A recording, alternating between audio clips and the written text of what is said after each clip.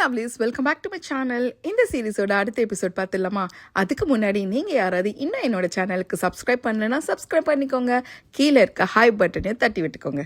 Last எபிசோட்ல ஜுன்னை senior பசங்களாம் போட்டு செம்ம அடி அடிச்சிட்டு இருக்காங்க. இன்னொரு பக்கம் ஹீரோவும் வழியில ஏதோ துடிச்சிட்டு இருக்காரு.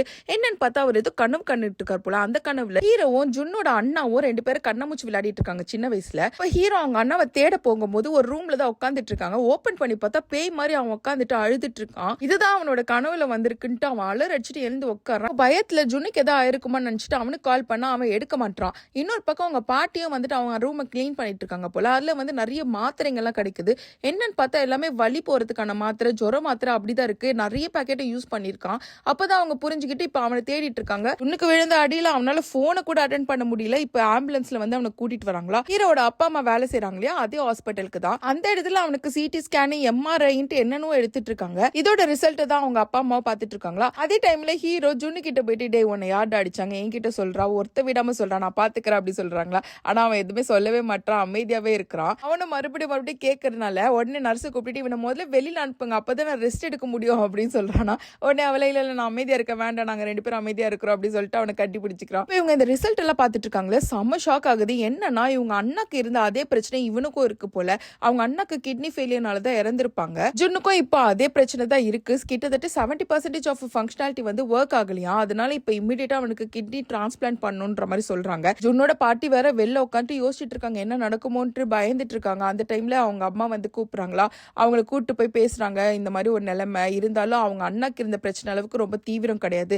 அதனால நம்ம ஆர்கன் டிரான்ஸ்பிளான்ட் பண்ணிட்டோம்னா இது சீக்கிரம் சரியாயிடும், நான் அவனை லிஸ்ட்ல ஆட் பண்றேன்னு சொல்றாங்க. இது எல்லாத்தையும் தான் எடுத்துட்டு போயிட்டு இப்ப அந்த பையன் கிட்டே சொல்றாங்க. அந்த இடத்துல தான் ஹீரோ இருக்காரு. இதை கேட்டோடனே அவனுக்கும் செம ஷாக்கு. இப்ப அவனை ரூம் ஷிஃப்ட் பண்றாங்க போல. அதனால அவனை கூட்டிட்டு போறாங்களா. அப்ப ஜுன்னு பார்த்துட்டு ஹீரோ சொல்றாரு, ஆல்ரெடி நீ பேஷண்டாவே ஆயிட்டியா என்ன, இந்த வீல் சேர்லயே உட்காராம பேசாம எழுந்து நடடான்னு சொல்லிட்டு அவனை அங்கே விட்டுட்டு அவன் போயிடுறான். ஸ்கூல்ல தான் காமிக்கிறாங்க ஹீரோயின் அவன் ட்ரெஸ் இருந்திருக்கும் இல்லையா, அதை எடுத்துட்டு வந்து ஹீரோ கிட்ட கொடுக்கலான்னு வெயிட் பண்ணிட்டு இருக்காங்க. ஆனா ரெண்டு பேரும் வராதனால அவ யோசிச்சு பார்த்துட்டு உட்காந்துட்டு இருக்கா. இந்த டைம்ல தான் டீச்சர் வந்து சொல்றாங்க, இது போல ஜுன்னுக்கு ஒரு பெரிய ஆபத்து இருக்கு, அவனுக்கு நம்மளோட சப்போர்ட் கொடுக்கலாம், அவனோட போன் நம்பர் வாங்கி அவனுக்கு மெசேஜ்ல உங்க சப்போர்ட்டை கன்வே பண்ணிடுங்கன்னு சொல்றாங்க. இதை எடுத்துக்க அந்த சீனியர் பசங்களும் வந்து பாக்குறாங்களா. என்னடா கிட்டத்தட்ட நிறைய நாள் ஆயிடுச்சு, இவங்க ரெண்டு பேருமே ஆளக்கணும், என்னதான் ஆச்சு அப்படின்ற மாதிரி பேசிட்டு இருக்காங்க. ஒருவேளை நீ அடிச்சதுல ரொம்ப பெரிய ஆபத்து வந்திருக்குமாடான்ற மாதிரி அவனை போட்டு பிடிச்சிட்டு இருக்காங்க. இப்ப ஹீரோயின் அந்த ட்ரெஸ் சரி அவன் கிட்டயாவது கொடுத்துடலான்ட்டு சுன் கிட்ட தான் வராங்களா. அவன் பார்த்தா ஆல்ரெடி அழுதுட்டு இருக்கான். என்ன ஜுன்ஹிக்கு ரொம்ப உடம்பு சரியில்லையான்னு கேட்டா ஆமான்னு சொல்லிட்டு மறுபடியும் அழுறான். நான் வேணா ஹாஸ்பிட்டல் போறேன், நீ வரியான்னு கேட்கறாங்களா.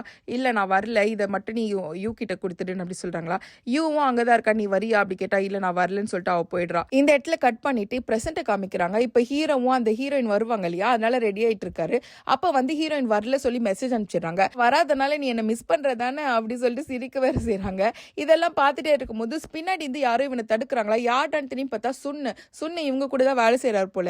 டே நான் அந்த டிடெக்டிவ் கிட்ட பேசிட்டேன், அவனை இந்த ஊர் முழுக்க தேடிட்டாங்களாண்டா, எங்க தேடியுமே கிடைக்கலையா, அவன் வந்துட்டு இறந்து போனா மட்டும்தான் எங்களால கண்டுபிடிக்க முடியாது, ஒருவேளை அவர் இறந்து போயிட்டாரா என்னன்ட்டு என்னையே கேக்குறாங்கடா, அந்த மாதிரிலாம் ஏதோ நடந்திருக்காது இல்லன்ட்டு சொல்லிட்டு இவங்க ரெண்டு பேர் பேசிட்டு இருக்காங்க. இந்த இடத்துல கட் பண்ணி மறுபடியும் பிளாஷ்பேக் தான் போறாங்க. ஹீரோயின் ட்ரெஸ் கொடுத்திருப்பாங்களே, இப்ப அதை எடுத்துட்டு சன் ஹாஸ்பிட்டலுக்கு வரான். வரும்போது பாத்தீங்கன்னா மூஞ்சி ஃபுல்லா டிண்டட் லோஷன் போட்டு வரான் போல. ரெண்டு பேரும் பயந்துடுறாங்க, டே என்னடா மூஞ்சிக்கு பெயிண்ட் ஏதோ போட்டு வந்தியானா. இல்லடா நான் இங்க வரேன், நிறைய பேர் என்ன பாப்பாங்களா, அதான் நான் டிண்டட் லோஷன் போட்டு வந்தேன்னு சொல்றான். அதை விட நான் என்ன எடுத்துட்டு வந்திருக்க தெரியுமா, யூக்காக தான் ஒண்ணு அப்படின்னு சொல்லிட்டு அந்த யூனிஃபார்ம் கையில கொடுக்குறாங்களா. ஐயோ இந்த யூனிஃபார்ம் உன்கிட்ட கொடுத்துடலாம், நானே நேர்ல வாங்கலாம் நினைச்சேன்னு சொல்லிட்டு இவங்க ரெண்டு பேர் பேசிட்டு இருக்காங்க. ஜொன்னு வேற இதை ஒரு மாதிரி பார்த்துட்டு இருக்கானா. உடனே சன் சொல்றான், உன்னை பத்தி அவ விசாரிச்சாடா, உனக்கு உடம்புலாம் பரவாயில்ல சொல்லி கேட்டா, உன்னை பத்தி சொன்னோன்னே லைட்டா அழறா மாதிரி வேற ஆனா அப்படின்ட்டு சொல்றாங்களா. உடனே ஹீரோக்கு ஜெலஸ் ஆயிடுது. டே அவ அழறாள்லாம் இல்லடா, இவன் வந்து சும்மா சொல்றானா, அதெல்லாம் உனக்கு எப்படிடா தெரியும் சொல்லிட்டு ஜூன் கேட்கறான். இவங்க மூணு பேரும் வாக்கிங் போலான்ட்டு கீழே போயிருப்பாங்க போல. இந்த இடத்துல நர்ஸ் வந்துட்டு ஒரு கெமிக்கல் எடுத்துட்டு போறாங்களா. அதுல வந்து இவன் சன் சொல்றான், நிறைய சரக்கு இருக்கும்டா, இதுல கெமிக்கல்லாம் நிறைய இருக்கும், இதை எடுத்து நம்ம குடிச்சிட்டோம்னா ரொம்ப போதே ஆயிடும்டா அப்படி சொல்லி பேசிட்டு இருக்காங்களா. உடனே பின்னாடி இருந்து ஜுன்னு, டே நீங்க நினைக்கிற மாதிரிலாம் இது சாதாரண விஷயம் கிடையாதுடா, எடுத்து குச்சிட்டீங்கன்னா மேலோக போக வேண்டியதான், என்னெல்லாம் இருக்கு தெரியுமா அப்படி சொல்லிட்டு கெமிக்கல் ரியாக்ஷன் பத்தி சொல்றாங்களா. அதை கேட்டோடனே டே நாங்க குடிக்கலடா, சும்மா தாண்டா பேசிட்டோம், ஆளை விடுறா சாமின்ட்டு ரெண்டு பேரும் தலை தெறிக்க ஓடிறானுங்க. ஹீரோக்கு இதெல்லாம் நினைச்சு கொஞ்சம் கஷ்டமா தான் இருக்கு. வீட்டுக்கு வேற போயிட்டு உட்காந்துட்டு இருக்காங்களா. அங்க ஒரு மீன் இருக்கும், அந்த மீன் கிட்ட தான் பேசிட்டு இருக்காங்க. இந்த மீனை ஜுன்னு தான் வாங்கி கொடுத்துருப்பாங்க. இது உன்னோட அண்ணடா, நீ உன் கூடயே வச்சுக்கோ, அதுக்கு பேர் வந்து டங்க்குன்னு சொல்லிலாம் பேர் வைப்பாங்க. டே ஏன் அண்ணன் சொல்லிட்டு நீ எதுக்குடா பேர் வைக்கிற, நானே பேர் வைக்கிறேன், அதோட பேர் டேக்கல் அப்படி சொல்லி வைக்கிறாங்க. ஆனா ஃபைனலா அவன் டங்க் தான் கூப்பிட்டுட்டு இருப்பான் போல.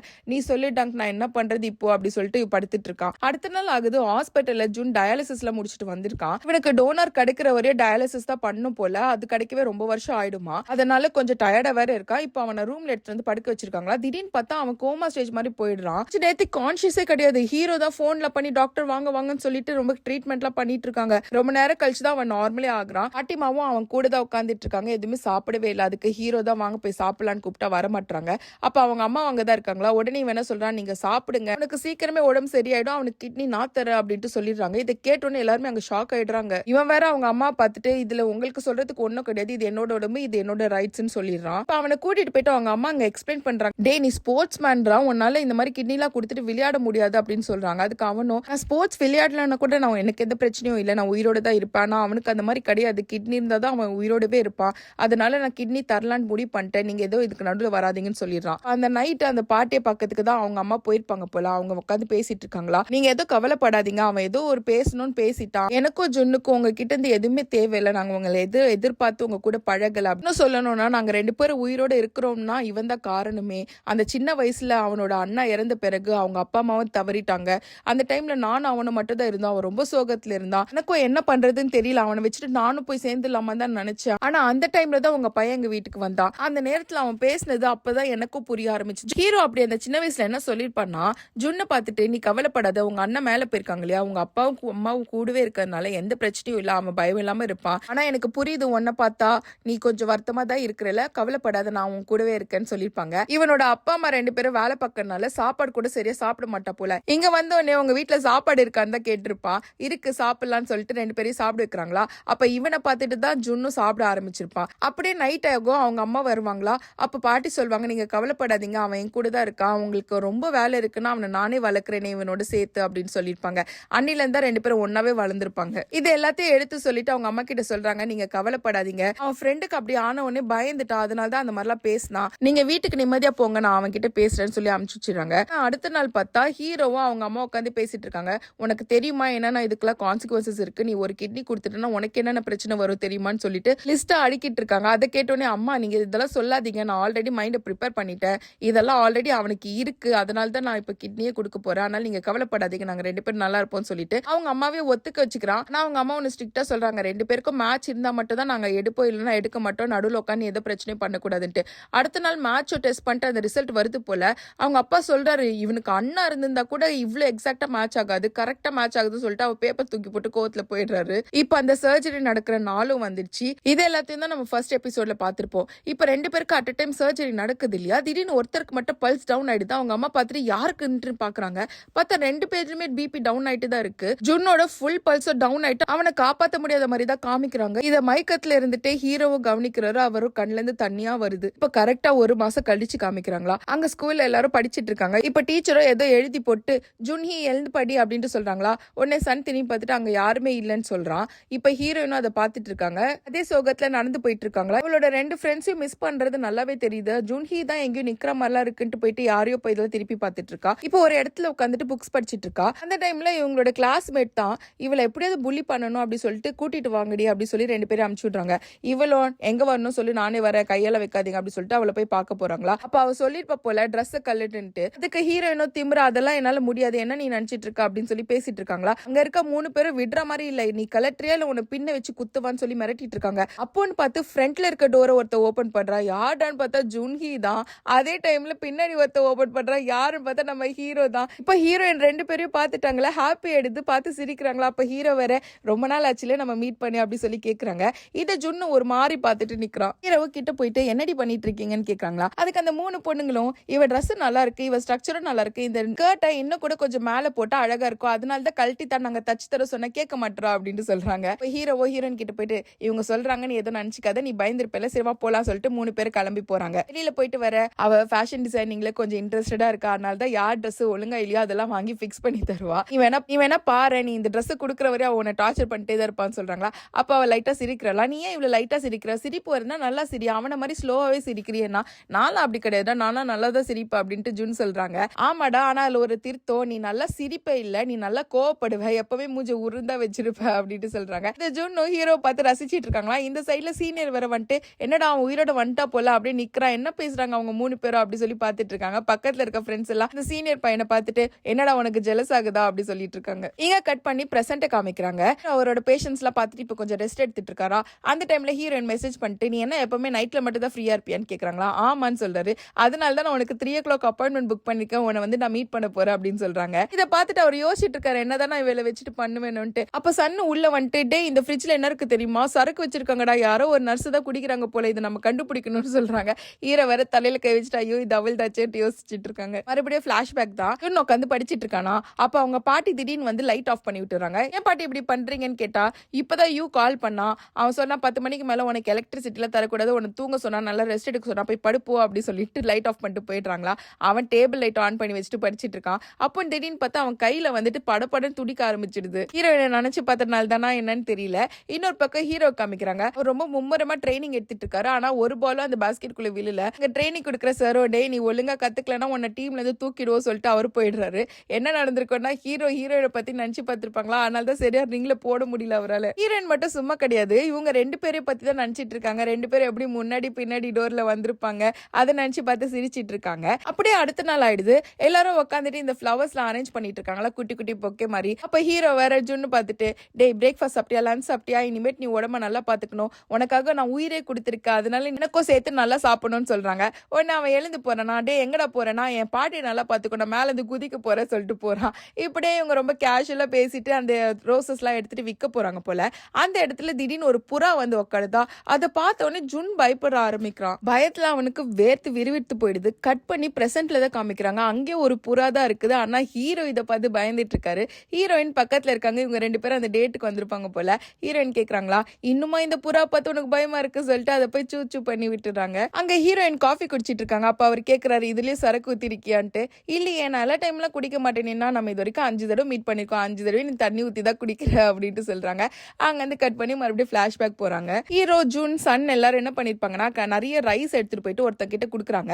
அவங்க ஏதோ இந்த சரக்கு மாதிரி பண்ணுவாங்க போல அதுல. அதனால அவங்க எல்லாரும் குடித்த ரைஸ் எல்லாம் போட்டுட்டு தண்ணி எல்லாம் ஊத்தி அந்த ஜாடியை மூடி வச்சுட்டு எல்லாரும் சண்டே வாங்க வரும்போது ஒருத்தர் ஒரு ஆளை கூட்டிட்டு வரலாம் எக்ஸ்ட்ரா அப்படி சொல்லி அமுச்சுட்டுறாங்களா.